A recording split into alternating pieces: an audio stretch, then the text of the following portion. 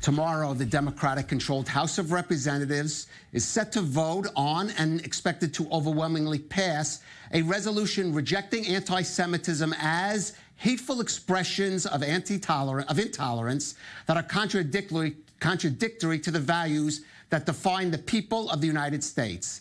Now, though it doesn't mention her by name, the measure is seen in part as a rebuke of Democratic Congresswoman Ilhan Omar in response to her recent tweets questioning U.S. policy on Israel, especially this one answering fellow Democratic Nita Lowry.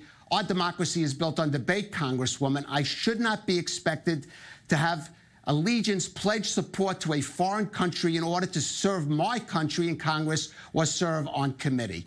Now, that remark, alleging, some say, the anti-Semitic charge of dual loyalty among Israel supporters, has sparked condemnation across the political spectrum, from liberal Democrats to, of course, President Trump. Well, for more, we are joined from Washington by Ariel Gold. She's the national co-director of CODEPINK, Women for Peace. It's a group that, among other things, does support the boycott, divestment from, and sanctioning of Israel over its policies toward the Palestinians. Also joining us from Washington is Hailie Soifer. She's executive director of the Jewish Democratic Council of America and a former senior policy advisor for U.S. Ambassador to the UN, Samantha Power. And Hailie, let me start with you. Is the Democratic leadership right to both introduce this resolution and also to condemn those remarks, not her, but I should say the remarks of Congresswoman Omar?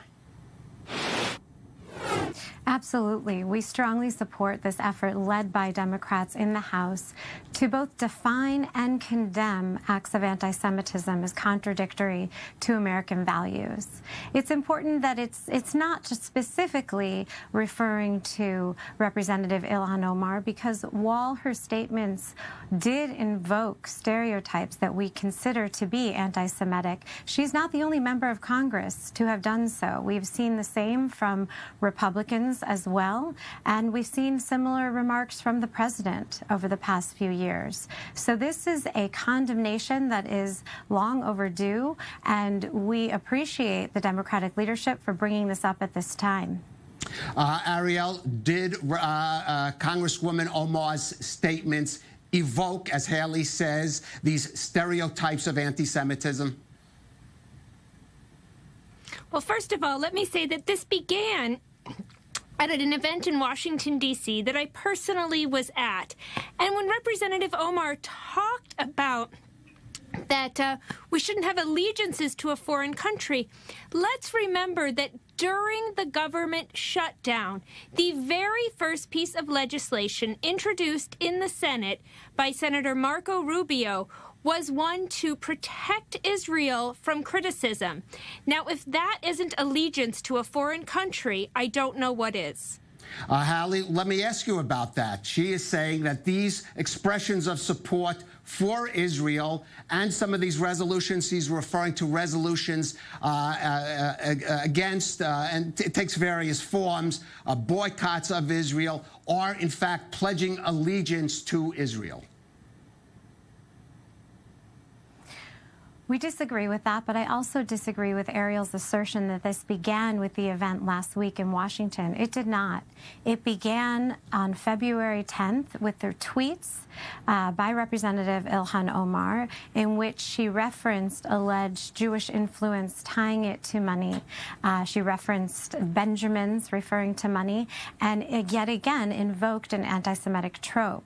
Last week at this event in Washington, she invoked yet another reference to an anti-Semitic trope, talking about so-called dual loyalties. While Ariel might have views with regard to Israel, as does Representative Omar, that we may disagree with, including support for the BDS movement, those who have such views have every right to express their views, even support of BDS. However, when it crosses the line into anti-Semitism is when you're invoking stereotypes and discriminating that have been used to discriminate against the Jewish people. And that is what we've identified with Representative Omar's remarks going back to February 10th.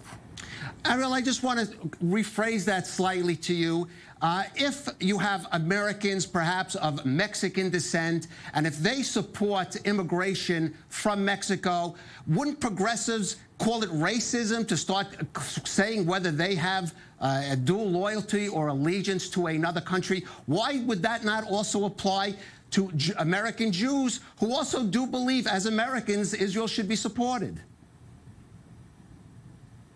Because Israel is the only country in the world that America gives $3.8 billion to every year. Israel is absolutely singled out by the U.S. for unquestioned diplomatic cover and for endless amounts of financial support for a endless military occupation. And I want to say that what we really have here is a thinly veiled targeting of the first black Muslim member of Congress, who is a fearless champion and leader, not just on issues of Palestinian rights, but also calling out such things as the necessity to not support a U.S.-orchestrated coup on Venezuela, to end U.S. support for the Saudi-led war on Yemen. So this is a really ugly smear attempt, and we see right through it, and we stand with Representative Ilhan Omar. Okay, I do want to have Ariel to respond. I do want to note that, for example, other countries such as Egypt receive generous U.S. aid, and the U.S. defends militarily Nowhere other close to countries what like Israel receives. South Korea. But I do want to have Hailie respond. This is absolutely not about Representative Omar's background, her religion, her ethnicity, or anything. This is about what she stated. And we've actually publicly said that we celebrate the diversity in the 116th Congress, including the fact that both Representative Omar and Representative Tlaib are the first Muslim women to be elected to the House. We celebrate that diversity. This is not about their religion. This is about the views that they have expressed and the anti-Semitic tropes that they have invoked. That is what we disagree with. In fact, this past weekend, Representative Omar was unfairly attacked by Republicans. They falsely accused her of somehow being tied to the 9/11 attacks. Our organization, the Jewish Democratic Council of America, called that out as completely inappropriate and unacceptable. We absolutely reject intolerance. Hailie, I want to give Ariel, because you did start off. I want to give Ariel just time for a brief response. What this is about is a thinly veiled attack on a black Muslim member of Congress.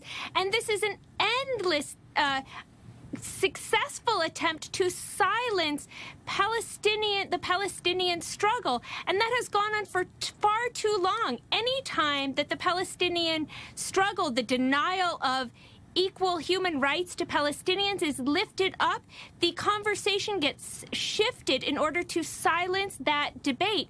And that is a shunda. Okay, Hailie, is this an attempt to silence the debate on the Palestinians?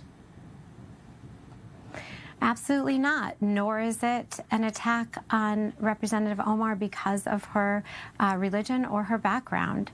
This is a denunciation of anti-Semitism, and the remarks that she has made via Twitter and at this recent event invoked generalizations and negative stereotypes that have been used to target Jews for decades that we deem as anti-Semitic. Again, those who have views, whether it's criticizing our own government, the Israeli government, or any government, may do so. This is a free country. We believe in freedom of speech. However, when you cross the line from free speech into invoking hate-filled stereotypes, then that is anti-Semitism, and we're going to call it out, and we're going to see Congress call it out tomorrow. Okay, this is clearly a discussion that is, I think, going forward, we're going to be hearing a lot about in Washington as it relates to Representative Omar, perhaps other progressive Democrats. And of course, we will be following that and hope to have you perhaps back on again. Hailie Soifer of the Jewish Democratic Council of America and Ariel Gold of CODEPINK.